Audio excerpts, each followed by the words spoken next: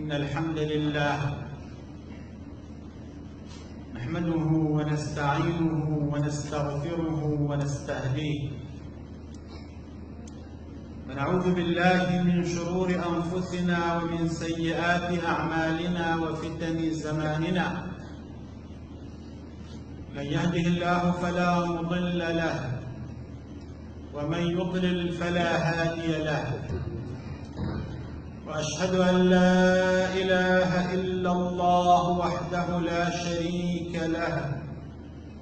الكبير المتعال ذو الجلال والعظمة والإكرام،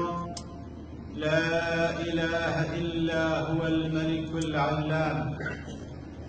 وأشهد أن سيدنا وإمامنا وقدوتنا محمدًا عبد الله ورسوله، نشهد أنه بلغ الرسالة وأدى الأمانة ونصح الأمة ومحى الظلمة وجاهد في الله حق جهاده، وصلوات الله وسلامه عليه وعلى آله الأطهار وصحبه البررة الأخيار ومن دعا بدعوتهم وسار بسيرتهم إلى يوم الدين. مسلمانانی بەڕێز و خۆشەویست، سڵاو و ڕەحمەتی خوای پەروەردگار بڕژێ بەسەر هەموو لایەکدان ئینشاء الله. ماذا قدمنا للآخرة؟ چیمان ئامادە کردووە و پێش خۆمان خستووە بۆ قیامەت؟ ناونیشانی وتاری ئەمڕۆمانە پشت بەخوا. لە قورئانی پیرۆزە خوای گەورە کاتێک باسی ئەوە دەکات کە خەڵکی خۆی ئامادە بکا بۆ قیامەت بە بەیانی باسەکات. وَلْتَنْظُرْ نَفْسٌ مَا قَدَّمَتْ لِغَدٍ. هەر نەفسێک، هەر کەسێک لە ئێوە بیر بکاتەوە، پێڕامان بکات چی ئامادە کردووە بۆ سبەینێ. زاناکان دەفەرمون بۆیە خوای گەورە ناوی قیامەتی ناوە سبەینێ، کەواتە زوو دێت، زوو بەرەو قیامەت ئەڕۆین، ڕۆژ بە ڕۆژ بەرەو قیامەت نزیکە بینەوە. قل إن الموت الذي تفرون منه فإنه ملاقيكم. خوا فەرمێ پێیان بڵێ ئەو مردنەی لێی ڕائەکەن، مردن پێتان دەگا، نافەرمێ متەبیعکم شوێنتانەکەوێ، ئەفەرمێ پێتانەگا، بۆ هەر شوێنێ ڕابکەیت ئەو لەوێ ئامادەیە ڕووبەڕوو دەبێتەوە. ملاقات لەگەڵ تاعەکە، لەگەڵ هەموومانە، نافەرمێ شوێنمانەکەوێ ئەگەر لێ ڕاکەین. کەواتە ئەو پرسیارەی کە نایەت بە خەیاڵی زۆربەماندا کە گرنگترین پرسیارە و ئەبێ هەموو یەکێ لە ئێمە لە خۆی بکا، ئەویش ئەوەیە چیمان ئامادە کردووە بۆ قیامەت. وەڵامی هەر یەکێکمان ڕەنگە جیا بێ لەوی کەمان. گرنگ ئەوەیە بزانین کە ئەو قیامەتە گشتگیرە، هەموومان ئەیبینین، هەموومان ئەوەستین، هەموومان زیندوو دەکرێنەوە، هەموومان محاسەبەمان لەگەڵ دەکرێت. هەرچەندە وەڵامی پرسیارەکە لای ئێمە هەر یەکێک بە شێوەیەک بیداتەوە، گرنگ ئەوەیە قیامەت بە یەکسانی، مردن بە یەکسانی ڕووبەڕووی هەموومان دەبێتەوە. ئەو لەحظانەی ژیانمان، ئەو ساتانەی ژیانمان تێپەڕن وەکو ڕۆژێک یا کەمتر لە ڕۆژێک وایە. هەستمان کردووە بە کورتی ژیان کە شەو ڕۆژ ئەڕوات و نازانین خەریکی چین. ئەوەنە ئەزانین هەموومان لەم دنیایەدا میوانین، هەموومان لێرە میوانین، موەقەتین، و ئەبێت ئەو بارکردنەمان هەر توش بێت و هەموومان بنا ئەپێچینەوە و بەرەو قیامەت بەڕێ ئەکەوین. ئیتر زوو بێت یا درەنگ وەکو پلاکێک وایە ئەم مردنە لەکوێتەوە بوو ئەکوژەینەوە، وەکو شەمەند نەفەرێک وایە ئەم شەمەند نەفەرە دنیایە کەوتووەتە ڕێ مووقیفی هەیە، لە هەر مووقیفە و ئەوەستێت کۆمەڵێ خەڵکدا ئەبەزێت، لە هەر ڕۆژە و کۆمەڵێ خەڵک دنیا بەجێ دێڵێت. دنیا بۆ کەس نەماوەتەوە، چیمان بردووە لەگەڵ خۆمانە، چیمان کۆ کردووەتەوە. پرسیارێکی تر باو باپیری ئێمە کە کۆچی دواییان کرد لەگەڵ خۆیانە چیان برد؟ ماڵ، دۆلار، خانوو، سەرەت و سامان، جلوبەرگ، پۆشاک و ڕاخەر لەگەڵ خۆیانە چیان برد؟ ئەوان چیان بردووە؟ وەڵڵاهی ئێمەش هەر ئەوە دەبەین، دوو مەتر قماشی سپی لەگەڵ کردەوەکانی خۆمان. تەنها ئەو دووشتە، کردەوەکەت چاک بێت یا خراپ بێت شوێن جەنازەکەت ئەکەوێت. ئەی سوکنامان کوێیە؟ چاڵێکی تاریکی تەنگ، قەبر دوو سفەتی تایە بۆ مرۆڤ زۆر ترسناکە. یەکەم تەنگە تەسکە، دووهەم تاریکیشە، زۆر تاریکە و زۆر خۆفناکیشە. بۆ ئەو ڕۆژە چیمان ئامادە کردووە کە کەسوکارمان گۆڕمان بۆ هەڵەکەنن و تایە ئەمان شارنەوە و هیچ کەسێکیش نایە لەگەڵمان بۆ ناو گۆڕەکە ئللا ئەوەی کە کردومانە. مسڵمانەکان ئێستا کە زیندوین مەجالێک هەیە بۆ ئەستیغفار، بۆ تەوبە، بۆ لێخۆشبوونی خوایی، بۆ ئەوەی گۆڕەکانمان یان باخچەیەک من لە باخچەکانی بەهەشت خوا بەنسیبمان کە ئینشاءالله گۆڕەکانمان بۆمان فراوان بن، گۆڕەکانمان شوێنی ئیسراحەت بن، نەوەکو ببن بە شاڵێک و شیوێک لە شیوەکانی دۆزەخ. گۆڕەکانمان بۆنی خۆشیان لێوە بێت، عملی ساڵح ئەنیسمان بێت و هاونشینمان بێت لە قەبرا. کاتێکە ئەمان خەنە سەر شان و ئەمان بن بۆ گۆڕستان، چیەکێک لە ئێمە بیری ئەو ڕۆژەی هەیە؟ چیت حاضر کردووە بۆ ئەو ڕۆژە؟ ئەی مرۆڤی هەژار،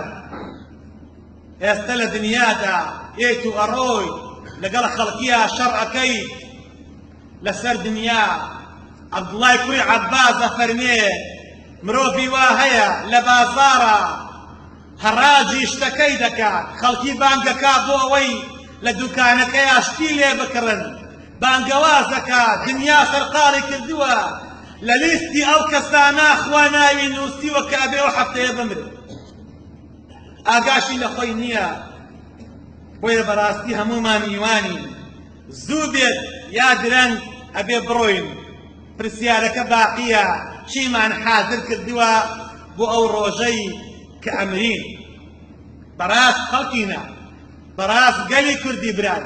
بەڕاست مسڵمانەکان، مەجلیسەکانی ئێستا ئەم باسانەی تیاکرێت؟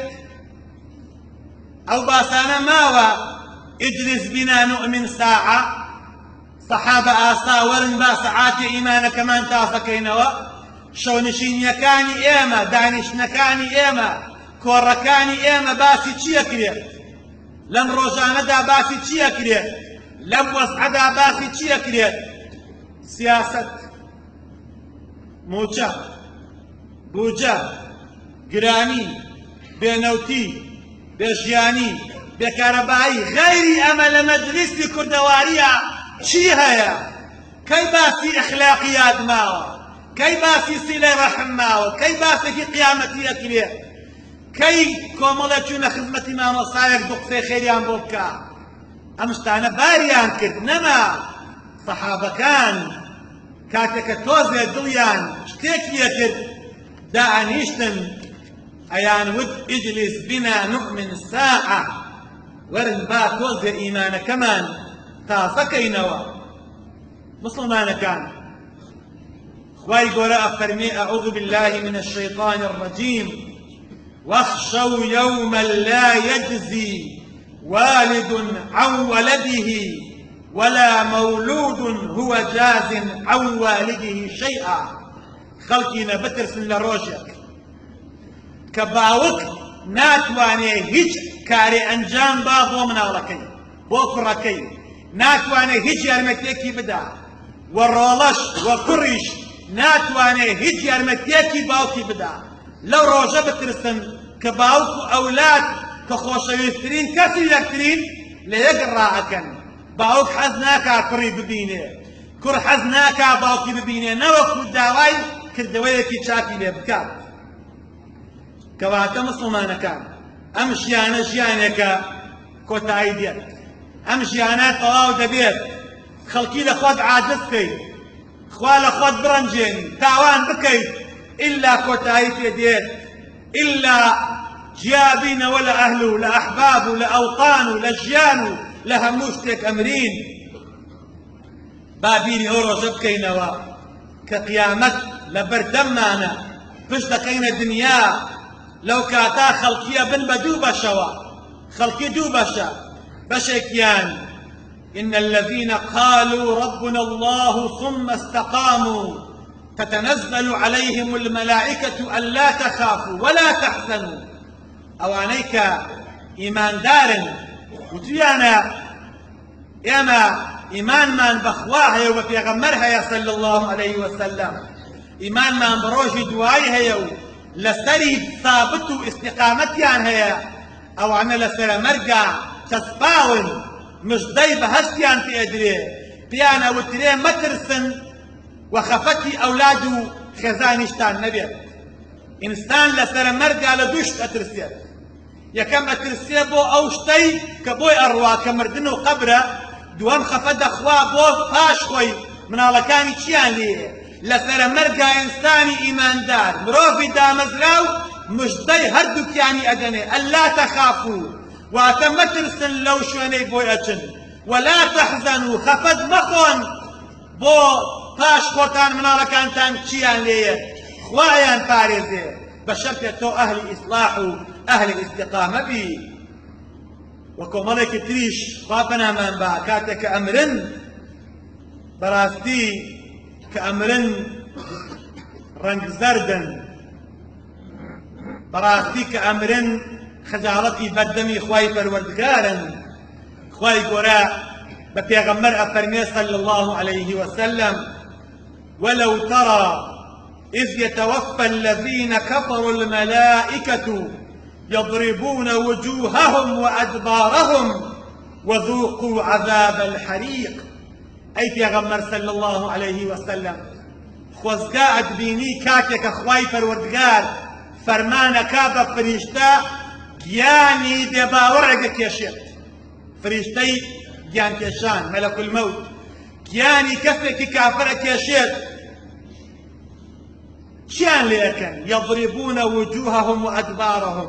لكاتي جيان كيشانا أو فريشتانيا آزاريان أدن لدمو تشاويان لفشتيان لسريان آزاريان أدن وهروها لكاتي جيان كيشانا كعذاب تيجن بيان ألين ذوقوا عذاب الحريق. أمل يدانا هجنية أبي لقيامتي شاه سزاي جهنم بتيجن خوابنا من با ويبراتي بيويستا فمن حاضر كين بو أو روجي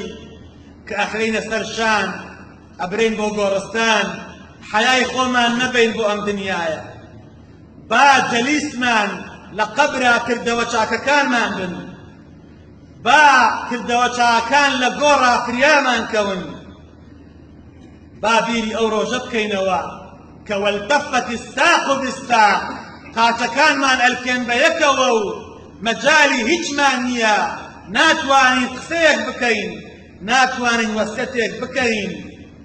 پیغمبر صلى الله عليه وسلم فرموي اثنتان يكرههما ابن آدم اثنتان يكرههما ابن آدم دوشد هيا مروف زور زورتي ناخوش الروبدا دوشد هيا مروف حزناكا بيان بينيت يكم يكره الموت مردني تينا خوشة حزناكا بمريه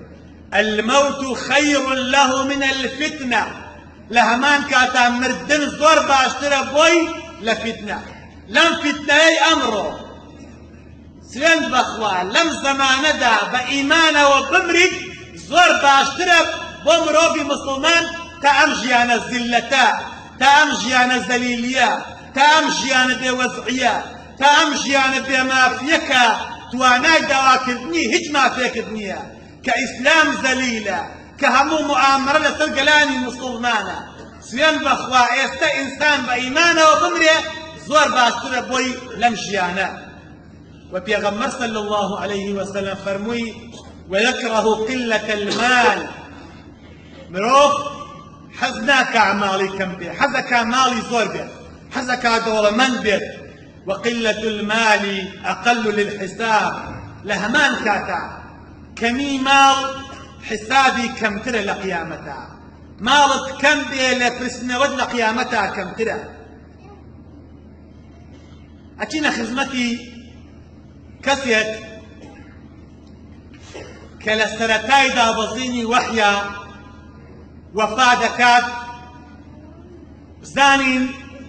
هلويستي چون بوا بهلويستك چون خواهي پروردگار پلوپایەکی بەرزی پێدا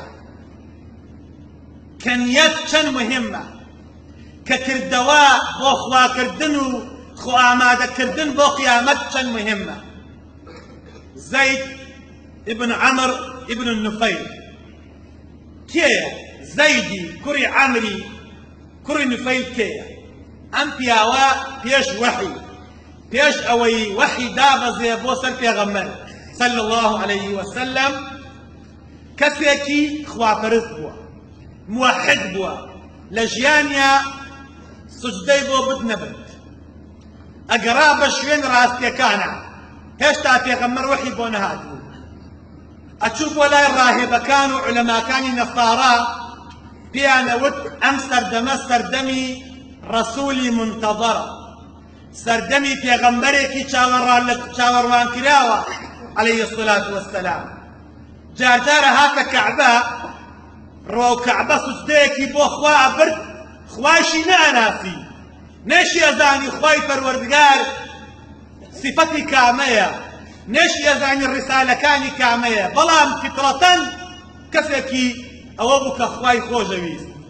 بيد يكرد واي ود ام دنيايا بقوترا دروس نكراوة بيهودا دروس نكراوة بويا يكل عالم كاني الشام راهب كاني الشام علماء كاني نصارى لشام فيها نود ام زماني هاتني پیغمبري اخر زمانه او پیغمبرش استهاتوا لمكة ناوي محمد درشوا وحي بو هاتوا اوش وتي اجل محمد كوري عبد الله بي اي ناسمو خوش الخلق مكم ابي برما وايماني في بينهم زيدي كوري عمري كوري نفيل مامي عمري كوري خطاب رضاي خويلي مامي عمري كوري خطاب زيد لشاموا قرايه وبو خدمتي في غمر صلى الله عليه وسلم بو اويل خدمتي ايمان ديني في غمر يناسي كمحمد بلام نيزاني محمد بو في غمر نيزاني او في غمر او چونك لدروا يشاري مكبو كقرايه لبين الشام ولبين مكه كومرية تشتو الريقرو لصوص قطاع الطرق ريقيان ليقرتو آثاريان داو رتيان كردو شهيديان كرد أم بياويان شهيد كرد للريقبو بيتو بو خدمتي بيغمر صلى الله عليه وسلم إيمان بيني شوين بيغمر كوي ديني إسلام سرخا برلوي كجياني درشت لسر زويكا فالكوتبو ببرينوا بيامي نار بيغمر إخوة صلى الله عليه وسلم فرموا يا ربي بلغ عني محمدا أنني قد آمنت به خوايا دستي من ناقة محمد خوايا لباتي من هوال بقينا بمحمد كمن أوتا إيمان انتهينا